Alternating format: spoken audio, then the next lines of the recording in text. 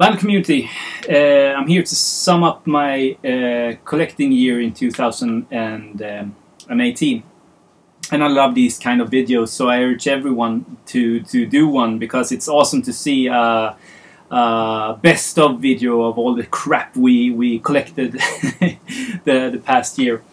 For me, this has been the best collecting year of my collecting life. Really, it's been amazing. I've ticked off a bunch of stuff from my want list, and even got some stuff that I didn't have on my want list because I never thought that I would own the original press of those records. So I have like 15 records maybe, and that cut the top 10. Yeah, I couldn't choose between, so I'm going to show you all of them, and I'm also going to show you some summary of other stuff that I also got, but just the pictures of it. The magic of editing. Okay, so personally, because record collecting has nothing with personality or other stuff going on in life.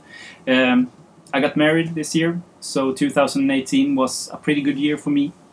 She's insane to marry this guy, but yeah, now she can't turn back now. The best girl in the world married me, and yeah, I'm pretty happy with that. We still live in this dream house of ours. We pinch ourselves every day when we drive up to the house, and I have this cellar here where I keep all my records, and I have a kind of a nerdy room here. And my daughter just got turned 4 years old, and she grows every day, and she grows up to be this smart little personality that I could only dream of her growing up to be. So, and I love her so much, and yeah, that's just, yeah, fantastic. I don't see how 2019 can get any better than this, really. But fingers crossed. Some records that I said that didn't cut the list is these ones, and you'll see some jazz in here. There's only one jazz item that cut the list. 2018 has really been psych prog kind of year for me. I focused a lot on the psych and prog, and I think that I managed to do well in that kind of genre, and that's what I've been listening to mostly, but also appreciating the stuff that I have in my jazz collection this year also. So I've done this video 3 times. This is the 4th time now, because it grows to be too long every time. So I hope I nail it now, and I'm doing it the other way around. So I'm going to start with Swedish prog and psych, and then international, so half. Jump ahead if you're not interested in Swedish psych, but you will miss out, I guarantee you. Okay, so I'm gonna start off with the find of the year for me. Definitely, hands down, no competition. And I have some heavy hitters here, but this is definitely one. And there's a story behind this. I contacted an American collector that put out a record that I was interested in on Facebook, I think it was. And we talked a little bit about the record. And I asked him, do you have anything else? He knew that I was from Sweden, so he showed me this piece and said, maybe you're interested in this. And the record he showed me was this. So this is Life from 1970 in perfect condition. Okay, so let's go back to 1970. Life recorded this record and released in 1970, all in Swedish. So, and very limited run. It's insanely rare. So obviously I was interested. I asked him how much. It was a little bit less than it had gone for, and they don't go that often. So you have to look like a couple of years back to see what went for then. So it was a little bit less than that. Okay, but it was in fantastic condition, so I asked him to send a picture of the label, because I didn't want it to be a counterfeit or something like that, or a reissue or whatever, and he sent me this. Okay, so I looked at the label, and very fast I noticed that the titles were in English. Okay, so in late 1970s they released this in Sweden, but at the same time as they recorded the Swedish version, they also recorded an English version of this. That's the version that's been mostly reissued to all you international guys out there. And the international version is even, the English sung version is even more rare, just put out in very limited run of copies. They was going to send it internationally to try to hit there, but they didn't. And you never see them for sale, ever.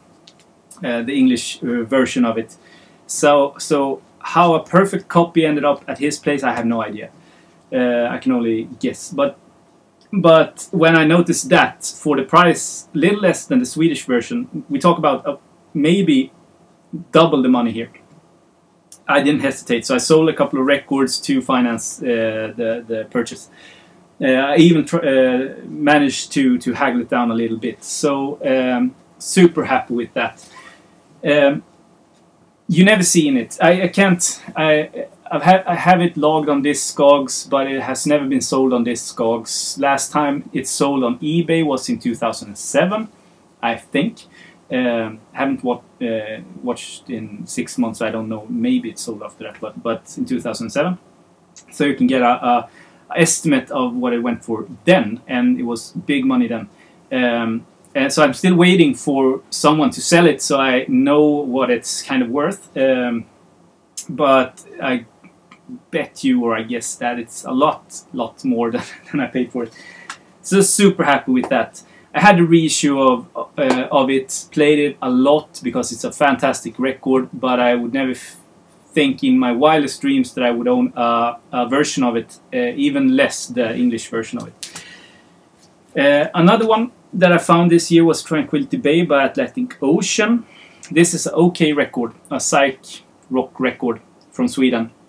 It was refused by all the Swedish labels, so they had to go to Finland to get it released on the Love Records label.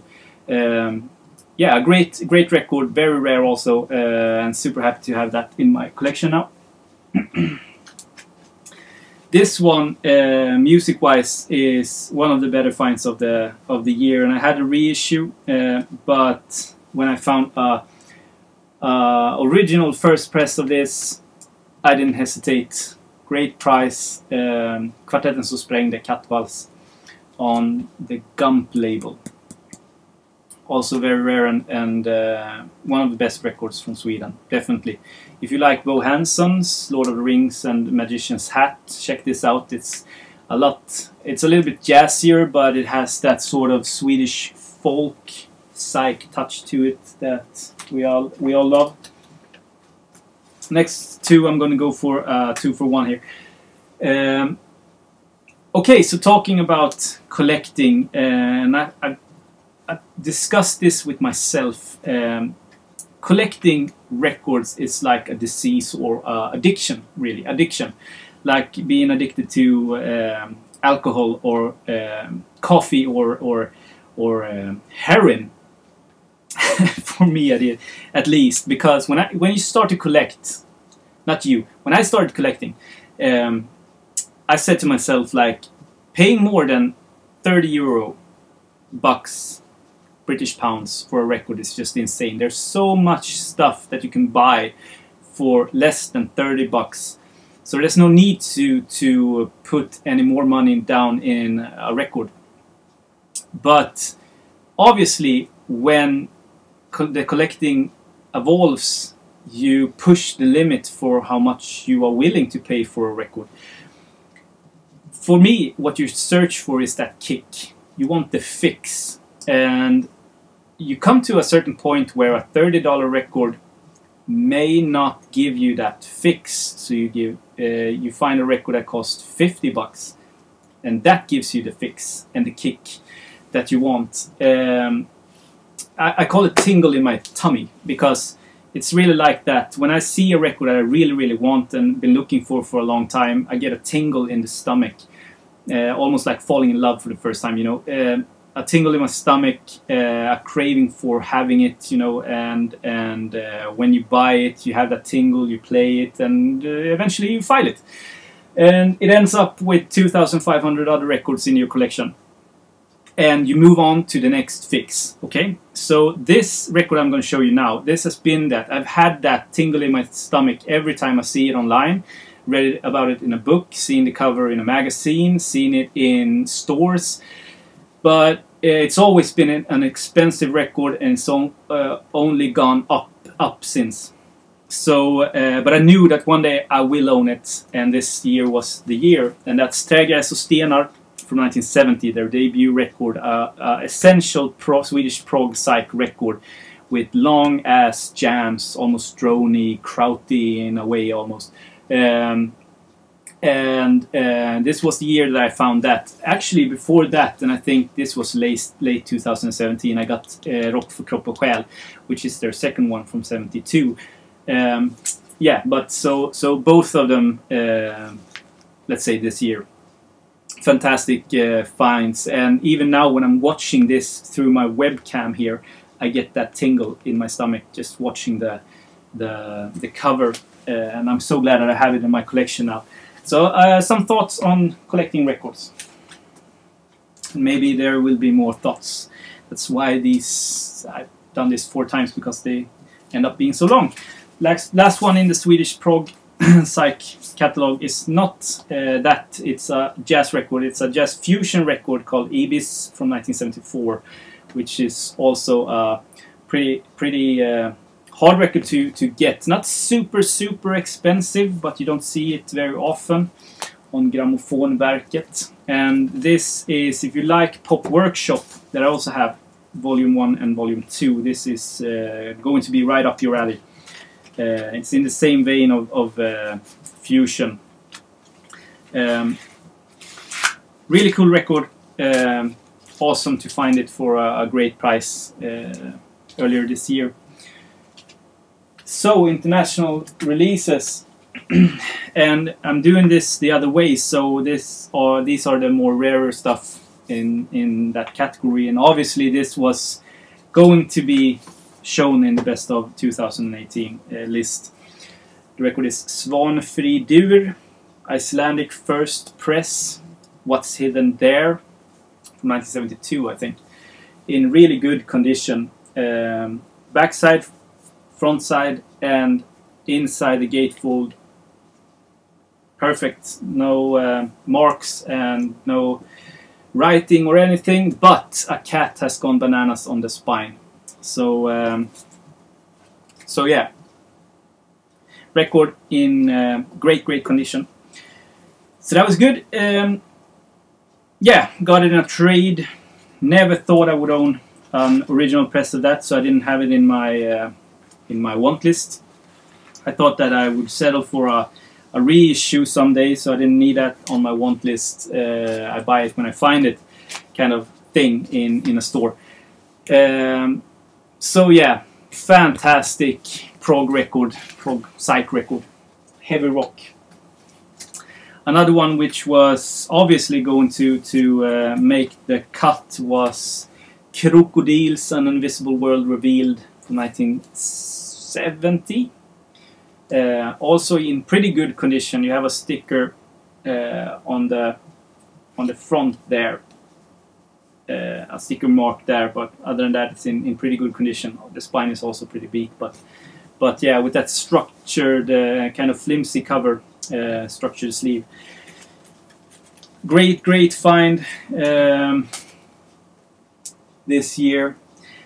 Again, one that I didn't have on my want list because I would never imagine myself finding a original press of this, and I knew that the music was awesome, so I would pick up a good sounding reissue in a store or something like that when the time came for that. And I'm super happy that I could trade this with a fellow Swedish collector.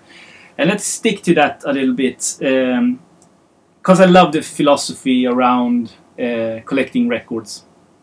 So let's talk a little bit about it, shall we? Now, I traded this with the guy. I think I sent him, let's say, 5 records. Okay, 5 records. Metallica, Iron Maiden, Judas Priest, I think it was. Mid-80s Metallica pressings of Kill 'Em All, and Justice for All, and Ride Lightning, I think it was. Now, to him, the value of those records were the same. But to me, those records that I sent have no... They don't give me that tingle. I bought them dirt cheap back in the day, and I have no emotional attachment to that. I think it's great music. I would love to own it on vinyl again, but it doesn't matter if it's a mid-80s or it's a 2018 press of those records, as long as they sound pretty good.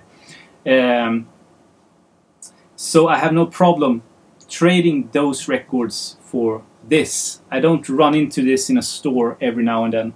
I can't go online and order this. And now we're talking about the tingle in our tummy, don't we? I can't order this tingle from a every other web store, web shop. The Metallica, I can. Okay, so that's the philosophy behind that sort of trading for me. Moving on, the music find of the year. The record with the best music is definitely Message from Books and Dreams, original press from Germany, in pretty good shape. Still crackles when you open it. Has some ring wear and some stuff like that, but all in all, a nice copy. Maybe a VG Plus on the record. One of my favorite records of all time. I had a reissue which sounds pretty lousy, that I sold after this. And there's also a funny story about this. I met a friend. So I made a friend online, maybe late 2017. Started talking about records and FaceTime each other, showing our collection. We have the same taste in music when it comes to prog and kraut and psych and stuff like that, Swedish Probe. So we have been talking like every week for a year now, and he's going to be a very dear friend of mine. We never met, but we talk a lot and about life and records and stuff like that, and he recommends stuff to me and send me links when he finds stuff online that he thinks I need, and we trade records with each other. This was his second copy of this, so he has 2 copies of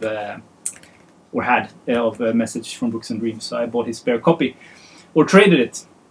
And once again, a great trade. I think all in all we sent like 10 records. I sent him 10 or 15 maybe, and he sent me 10. Great psych and prog stuff there. So yeah, and we talked this morning. It's cool how you can find friends, like almost soulmates, through the hobbies of ours. Another find was Trubrot's Leaf Un from 1973, I think, in okay condition. You see the ring wear there, and there's a mark over here, but the inner sheet is in great shape, and there the inner sleeve is also, the original sleeve is also in here, and the spine is still intact, which is not super easy to find one. And it's a first Icelandic press of this great rock record. Highly recommended. Highly recommended. Rare. Hard to find.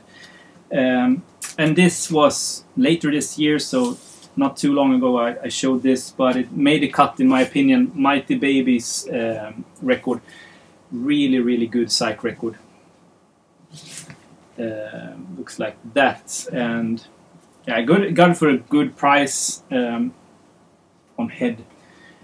Got it for a good price, but you can find this even cheaper than I got it. Probably. I'm super glad I have it now.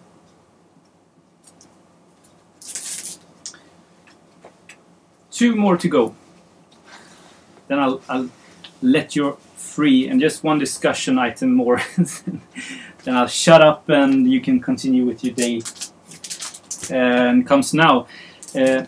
You can go back and watch my video, just 2 or 3 videos back. This is the most recent find for me, Ashra Temple's first record on first German press. Let's say that. Watch the video if you want the details. Yeah, I wanted this for so long, and a guy wanted to trade me for it, and we did. Music is just fantastic, especially the first track that takes up the entire first side. Just amazing stuff. And the discussion is, I traded this against a very rare Swedish Probe piece.